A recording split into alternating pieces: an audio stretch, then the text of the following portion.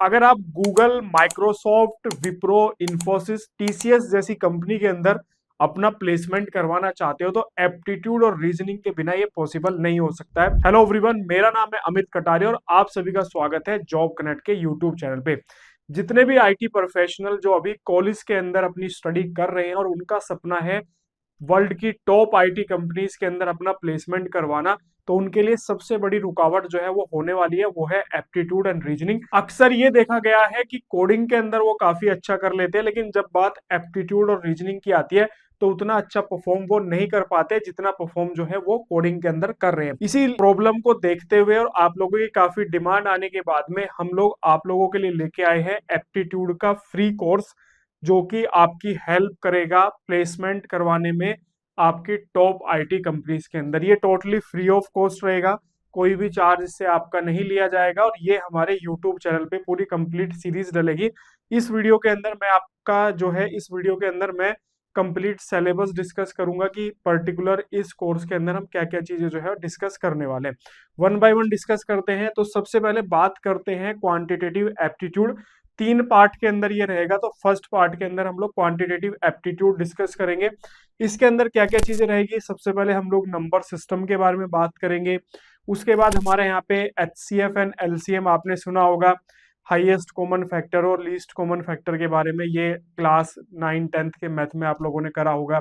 इसके अलावा यहाँ पे नेक्स्ट आता है सिंप्लीफिकेशन एंड अप्रोक्सीमेशन, ये भी आपका एप्टीट्यूड का पार्ट है। इसके बाद हम लोग नेक्स्ट यहाँ पे डिस्कस करेंगे डिवाइसिबिलिटी एंड रिमाइंडर्स। ठीक है, किसी भी नंबर्स को अगर हम डिवाइड करते हैं तो वो कंप्लीटली डिवाइड होता है या फिर उसमें कुछ ना कुछ रिमाइंडर जो है वो बचता है, तो ये चीजें डिस्कस करेंगे। इसके बाद यहाँ पे रेशियो एंड प्रोपोर्शन के ऑप्शन के बारे में डिस्कस करेंगे। नेक्स्ट लेक्चर के अंदर हम लोग यहाँ पे परसेंटेज के बारे में डिस्कस करेंगे, तो परसेंटेज भी अपने आप एक काफी इंपॉर्टेंट जो है वो टॉपिक है क्वांटिटेटिव एप्टीट्यूड का। इसके बाद नेक्स्ट आता है यहाँ पे एवरेज, और एवरेज के बारे में बात करेंगे। वैसे एवरेज सिंपल अगर आप मैं बात करूं तो आप जितने भी नंबर्स का एवरेज निकालना चाहते हो उनको टोटल करिए और नंबर्स जितने भी नंबर्स है उससे डिवाइड कर दीजिए, आपका एवरेज जो है वो निकल जाएगा। इसके बाद यहाँ पे नेक्स्ट हमारा आएगा, वो आएगा सिंपल एंड कंपाउंड इंटरेस्ट। काफी सुना है ये सिंपल एंड कंपाउंड इंटरेस्ट, तो ये भी काफी इंपॉर्टेंट टॉपिक है। इसके बाद हमारा यहाँ पे नेक्स्ट आता है प्रॉफिट लॉस एंड डिस्काउंट। बहुत सारे क्वेश्चन आप लोगों ने देखे होंगे कि एक दुकानदार ने इतना एमआरपी रखा, उसके बाद इतना डिस्काउंट दिया, कितना नेट प्रॉफिट हुआ। ये सारे इस तरह के क्वेश्चन जो है आप लोगों को इसके अंदर देखने के लिए मिलते हैं। टाइम, स्पीड एंड डिस्टेंस से रिलेटेड क्वेश्चन जो है वो काफी आते हैं। इसके बाद हमारा यहाँ पे नेक्स्ट रहता है बोट्स, स्ट्रीम और ट्रेन। तो बोट से रिलेटेड क्वेश्चन, ट्रेन से रिलेटेड क्वेश्चन जो है वो आप लोगों ने काफी बार सुने होंगे।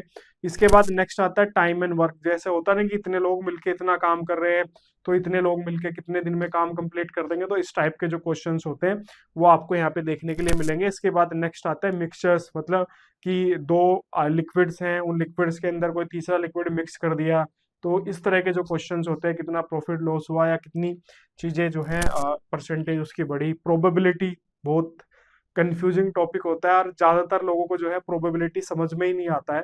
मैंने एक चीज देखी है कि ज्यादातर लोगों को प्रोबेबिलिटी के अंदर काफी बड़ी प्रॉब्लम जो है फेस करनी पड़ती है, तो इसके बारे में डिस्कस करेंगे।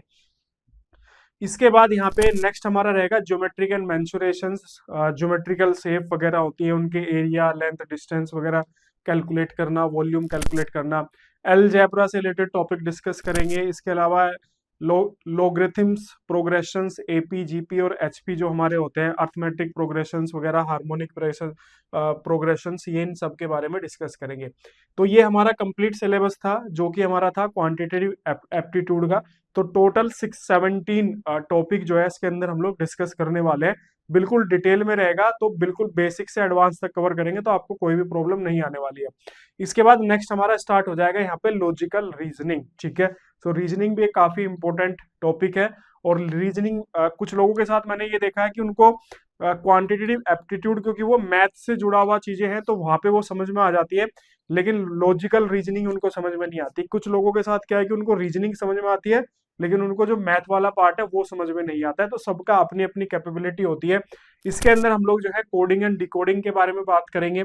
इसके अलावा नेक्स्ट यहाँ पे ब्लड रिलेशन। आप लोगों ने बहुत सारे कॉमन क्वेश्चंस देखे होंगे कि इसके चाचा का फूफा, मामा का, लोंडे का भाई आपका क्या लगा, तो ऐसे बहुत सारे कॉमन क्वेश्चंस होते हैं जो देखने में बड़े कंफ्यूजिंग से लगता है। आप सोचते हैं कि अच्छा इसके भाई का चाचा उसके वो, और ये ऐसे रिलेशन बना के फिर हम लोग आइडेंटिफाई करने की कोशिश करते हैं कि अच्छा ये मेरा क्या लगा।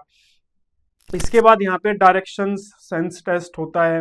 डायरेक्शन से रिलेटेड क्वेश्चंस भी आते हैं कि हम नॉर्थ में इतना चले, साउथ में इतना चले तो हमारी वेस्ट से कितनी डिस्टेंस होगी, तो इस तरह के क्वेश्चंस होते हैं। इसके अलावा यहाँ पे नेक्स्ट आता है सीरीज। तो एक न्यूमेरिकल सीरीज होती है और उसके अंदर कुछ वैल्यूज मिसिंग होती हैं, वो वैल्यू हमें आइडेंटिफाई करनी होती है उनके पैटर्न्स को देख के। सो वो चीज आपको यहाँ पे देखने के लिए मिलेंगे। पजल से रिलेटेड क्वेश्चंस हम लोग यहाँ पे डिस्कस करेंगे। इसके अलावा नेक्स्ट हमारे यहाँ पे साइलोजिज्म के बारे में हम लोग बात करेंगे। प्रोनाउंसिएशन अगर गलत होगा तो आप खुद से इसको करेक्ट कर लेना। इसके बाद हमारा यहाँ पे नेक्स्ट आता है स्टेटमेंट एंड कंक्लूजन्स। तो इसमें क्या होता है, कुछ स्टेटमेंट होती है, उस स्टेटमेंट से रिलेटेड कुछ क्वेश्चंस आपसे पूछे जाते हैं और हमें एक जो है उनका क्वेश्चन जो है आंसर जो है वो करना होता है।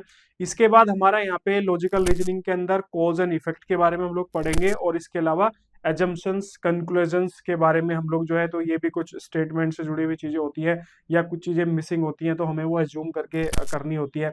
डाटा सफिशिएंसी काफी इंपॉर्टेंट टॉपिक होता है। इसके अंदर मतलब कुछ डेटा मिसिंग होता है तो हमें पैटर्न्स को देख के वो सारी चीजों को आइडेंटिफाई करके डेटा कैलकुलेशन जो है वो करना होता है। इसके अलावा नेक्स्ट होता है यहाँ पे इनइक्वालिटीज के बारे में डिस्कस करेंगे। इनपुट एंड आउटपुट के बारे में डिस्कस यहाँ पे किया जाएगा। रैंकिंग एंड ऑर्डर के बारे में डिस्कस किया जाएगा। इसके अलावा नॉन वर्बल रीजनिंग भी एक काफी इंपॉर्टेंट टॉपिक है। तो बेसिकली रीजनिंग दो तरह की होती है, एक होती है वर्बल रीजनिंग और एक होती है आपकी नॉन वर्बल रीजनिंग। ठीक है, तो ये डिस्कस हम लोग यहाँ पे जो है करने वाले हैं। इसके बाद थर्ड टॉपिक रहेगा डेटा इंटरप्रिटेशन का, जिसको डीआई भी बोला जाता है। अब इसके अंदर क्या क्या चीजें रहेंगी वो डिस्कस कर लेते हैं। सबसे पहले यहाँ पे टेबुलर डीआई के बारे में हम लोग पढ़ेंगे।